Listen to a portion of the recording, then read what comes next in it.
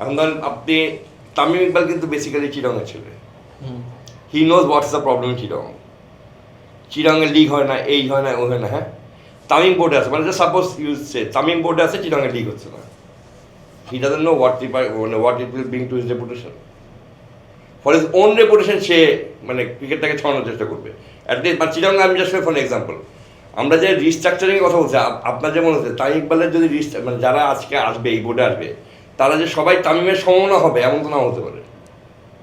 Definitely হবে না, definitely হবে না। ক্লাবের থেকে সবাই তামিমের সমমনা হবে এমন নাও হতে পারে।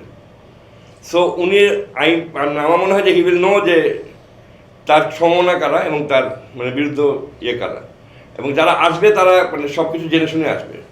মানে এই বোর্ডটা কি ভুলভার মতো বোর্ড হবে না যে আরেকজন লোক চিল্লাইলো, কিংবা আইসিসি মিটিংয়ে একজন চিল্লা ফেলালো, একজন মানে বিশ্বকর্তা যার কোনো ক্রিকেট জ্ঞানই নাই, মানে অন্য হোটেল মোটেল জ্ঞান আছে, সে হঠাৎ করে বলে বসলো, ওইটা তো আর হবে না, ঠিক না? মানে এই বোর্ডটা তো আর ইয়ে হবে না, রিসোর্ট টিসোর্ট টাইপ হবে না।